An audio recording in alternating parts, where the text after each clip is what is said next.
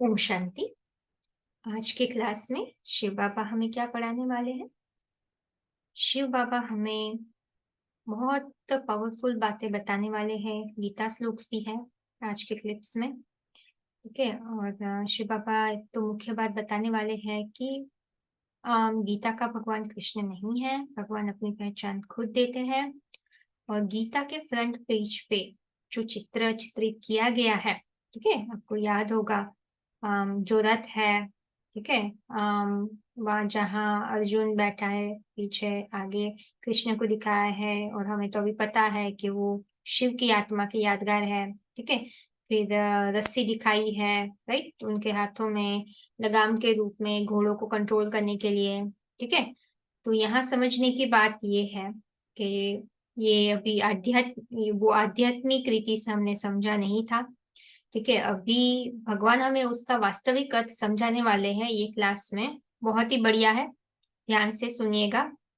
भगवान की ऐसी बातों से ही बहुत अटैचमेंट आ जाता है, यही यकीन आ जाता है कि बस भगवान ही है यहाँ। ठीक है। तो बहुत पावरफुल स्पष्ट रीति से भगवान जैसे समझाते हैं, उससे हमें यकीन आता है। और फिर भगवान के कर्तव्य के बारे में भी हम जानेंगे कि भगवान ही है जो बुद्धि का परिवर्तन करते हैं। भगवान ही हमें जन्म जन्मांतर की कमाई कराते हैं। भगवान ही यहाँ स्वर्ग स्थापन करते हैं। और माताओं के लिए स्पेशली शिव बाबा ने बताया कि जब भी दुख का बोझा बढ़ जाता है, जब माता बंधन में आ जाती है बहुत, तभी ही भगवान आते हैं। ठीक है। तो माताओं के लिए देखो अभी बहुत बड़ा सपोर्ट हमें, हम माताओं के लिए भगवान बहुत बड़ा सपोर्ट बन के आए हैं। ठीक है।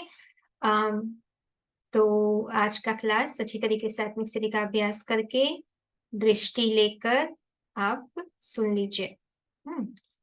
अभी देखो, ये पढ़ाई पढ़नी क्यों जरूरी है, शिव बाबा ने बहुत अच्छी रीति से क्लियरली बताया है। ठीक है। ये शिव बाबा के महावाक्य है। शिव बाबा यहाँ बताते हैं कि बाप आकर पढ़ाई पढ़ाते हैं। किसी को डंडे मारते हैं क्या? स्थूल डंडे मारते हैं? नहीं, बातों के डंडे, जिसके लिए कहा गया है लातों के देवी बातों से नहीं मानते। ठीक है। तो जब तक पढ़ाई का पीरियड है, तब तक शांति से पढ़ाई पढ़ाते हैं।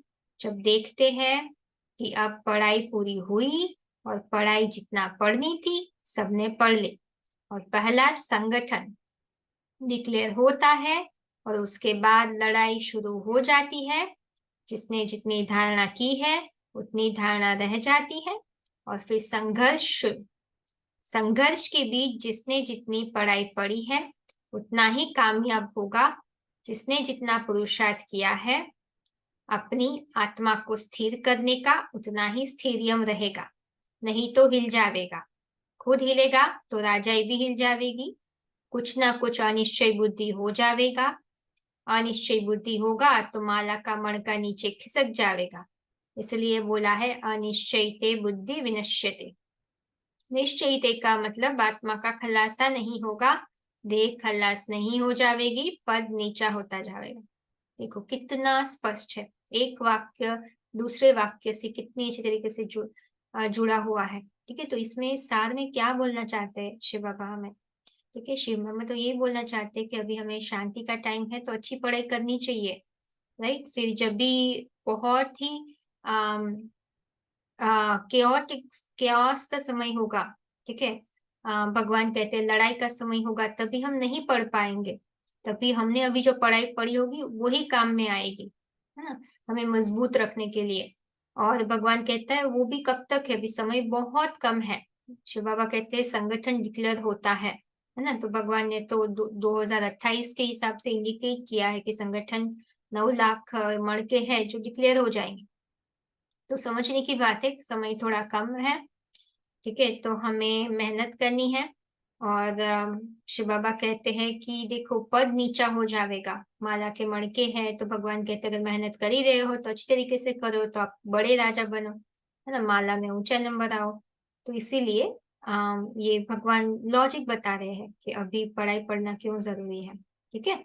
जिससे हमें प्राप्ति हो। ठीक है। तो आज के लिए इतना ही। Best wishes, have a nice day.